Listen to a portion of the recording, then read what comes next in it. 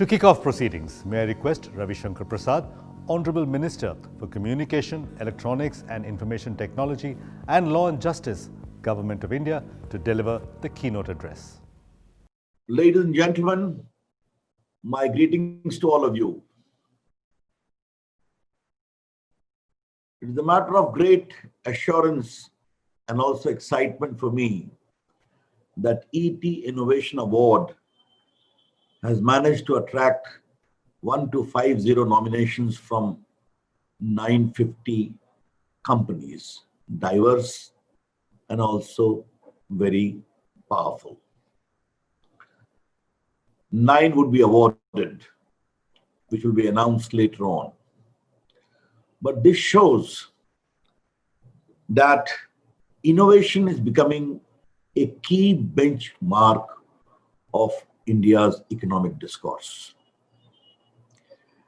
And nothing can be more illustrative of this than the manner in which we have faced this great COVID pandemic in the most challenging times which the humanity has encountered in the last so many decades. As I say in lighter vein, during lockdown, no rail, no highway, no air travel. But all the 3 departments were very active, be it the telecommunication in linking the country, be it the IT department, the internet penetration, or my postal department. Therefore, we also sought to innovate. Indian IT companies serve nearly 500 global fortune companies and many others in the entire globe. We had to ensure that their work is not interrupted. And we relaxed the entire norm of work from home, which still continues. And I'm very happy to learn that it has become a very robust template of India's operations during COVID. Maybe work from home become the norm itself. But I'm very pleased that India's IT operations was not interrupted at all. This India is emerging as a big fintech. This Bhim UPI touched an all-time high of 1.8 billion transactions in September 2020. This allows me to briefly reinforce our commitment for digital India. When the Prime Minister Narendra Modi ji directed us to create a digital India, where ordinary Indians gets empowered with the power of technology. It must bring in digital inclusion.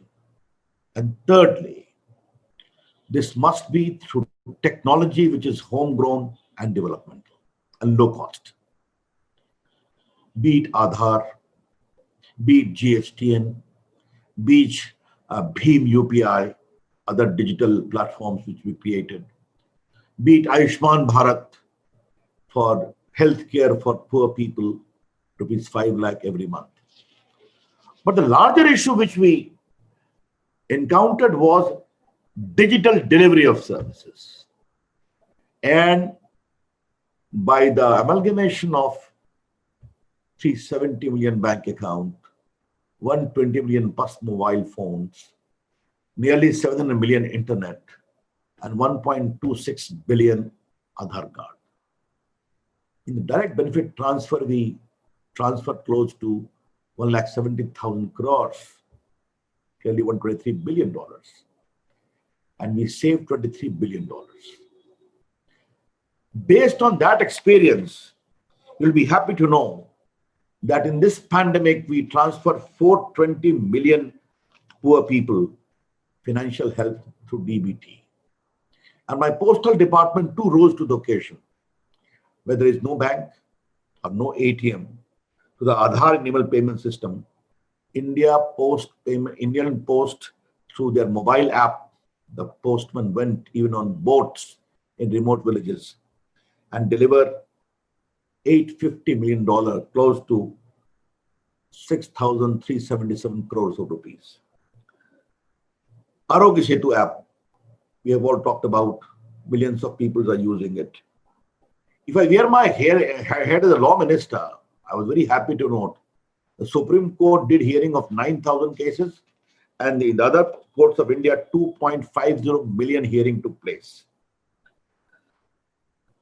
And the trust of the people of India in the IT communication sector was evident that in spite of slowdown elsewhere, this registered a growth rate of 7.1, and even Facebook or Google or Qualcomm and other companies made major investments. But what gives me a greater assurance, and I'm thankful to Economic Times for carrying that story very effectively, that I came here wearing my hat of electronic manufacturing minister in the field of electronics. We came with a production link incentive scheme. You produce, you export, and you get the incentive. All the top companies of the world in the field of mobile and component manufacturing have applied. They have committed to make an investment of close to 1.30 billion, and manufacturer phones worth $140 billion in the coming 5 years, giving employment to 3 lakh people directly and 9 lakh indirectly. The world is trusting India, even during COVID. The production link incentive was announced by me in April. The last date was 31st of July, and the result I have indicated to you. The PM has already announced the digital health mission from the ramparts of Red Fort on the 15th of August. Very briefly, ladies and gentlemen, let me share other areas of IT ecosystem having promising record, because they propel innovation. India, with its wide, extraordinary population, human resource, and the tech-savvy temperament, is a big potential of huge data resource. Our government is very keen that India has got all the potential to become a big data economy. And we shall work in that direction in a very, very effective way. We are promoting opening of data centers. Recently, I opened the second biggest data center and the biggest of Asia in Mumbai, again the private sector. Public sector and private sector both must contribute in the data center, so that they should work together to make India a good, effective center of data cleaning, of data processing, of data innovation.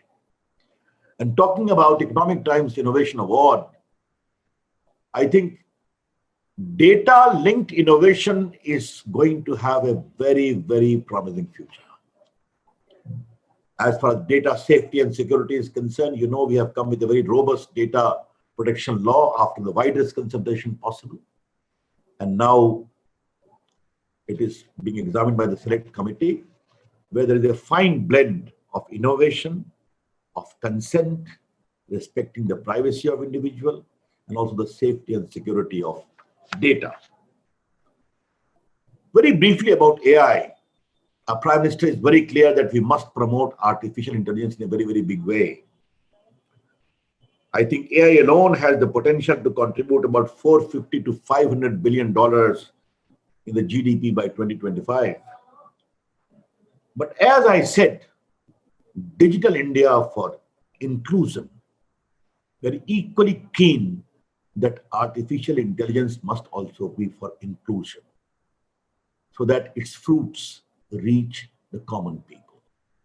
It is bereft of its elitist character, from agriculture to healthcare to fintech, financing and banking, education in particular.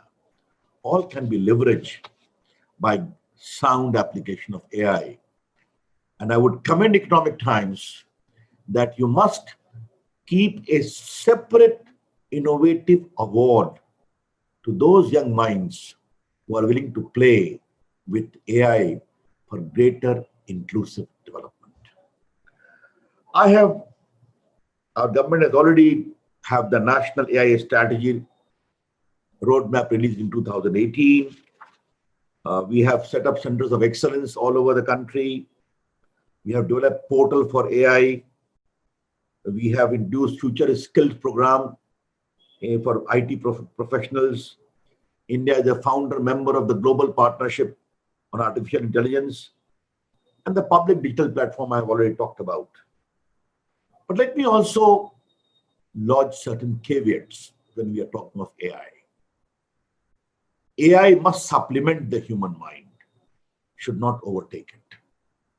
Because remember, ethics, human values, emotions are those elements which drive a good human development. And AI must become a supportive factor in the proliferation of these elements, leading to innovation and also delivery. The second thing is, rogue states should not abuse AI for weaponization. And lastly, we have to have a proper blend. As I say sometimes in lighter vein, driverless car excites me as an IT minister. But when I wear my hat as a law minister, some concerns do arise. If a driverless car causes accident, who is responsible? The driverless car or the owner who is sitting somewhere else? These are issues which we will have to find answer. Yes, data privacy, data safety and security must be respected. And India shall never compromise on its data sovereignty. We are very clear about it. We are quite open. Let our data with consent go outside for processing. Others do come inside. But on the issue of data sovereignty, because these are emerging challenges which we'll have to consider. Very briefly, in our department, we have come with new innovation, tele-law. Today, more than 3 lakh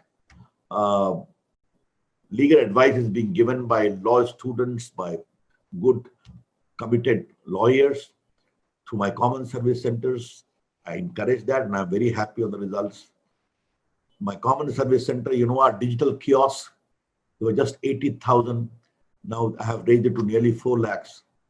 Nearly 12 lakh boys and girls work there, giving digital payment to digital literacy, to making passport, to railway ticketing. Many of them are now being summoned and involved also in the economic mapping of India, in the survey of India. I'm creating entrepreneurs in the remotest parts of India. And I visit them, I encourage them.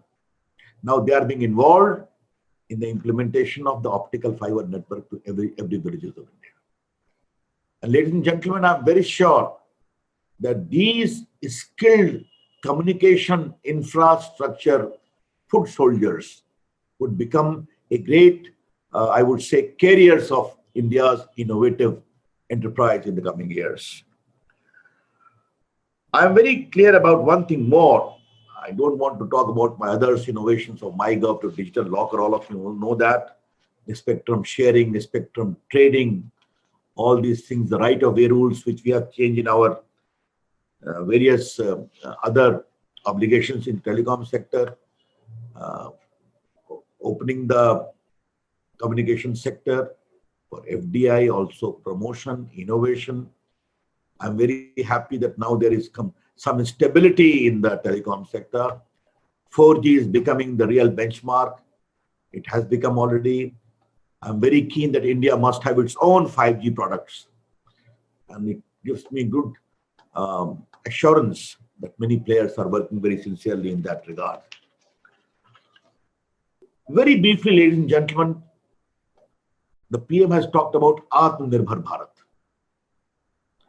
Atmanirbhar Bharat is not an isolated India. Atmanirbhar Bharat in simple term means an India as a robust economy being a part of global economy, global supply chain. And we want globally competitive companies to come to India. And I can assure you today I can tell you today, which I have not spoken, but I'm speaking for the first time, but you all have reported already. During COVID pandemic pressures, about 8-9 Apple companies units moved from China to India. Now, this is the trust which India is developing. I see newer interest and hope in India's human resource investment, encouraging policies, our leadership, our democracy, our open society. India is world number one in mobile app economy in terms of downloads. I have said, let this download must become also terms of mobile uploads. This Chunauti Grand Challenge, what is this?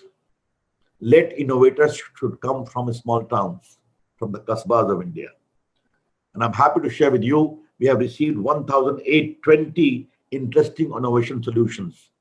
We'll pick up the best and give them rupees 25 lakh encouragement. Now, common service centers in the hinterland of India, Chunauti in the hinterland of India. Earlier, I came with the idea of BPOs in small towns of India.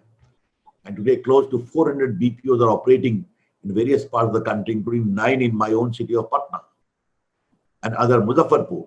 Young boys and girls from rural background are becoming active participants in that. We're very clear, ladies and gentlemen, that if India is to become a truly digital society in terms of digital economy, digital empowerment, digital innovation, then it must also be inclusive.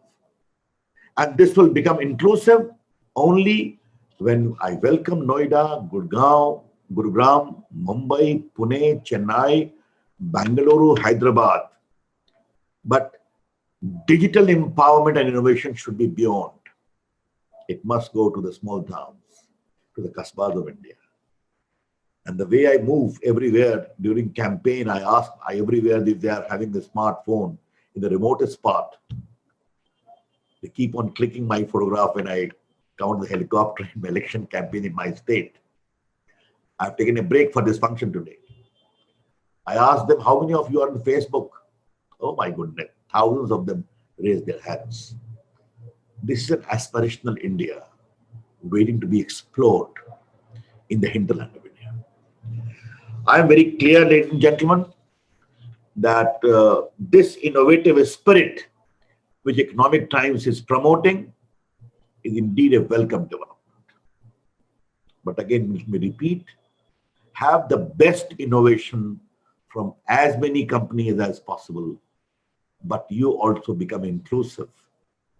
Encourage innovators who are sitting in small towns and kasbas of India, who have a dream, who have a mobile in their hand, who have a vision and courage to explore. Let Economic Times also give them a hand of encouragement.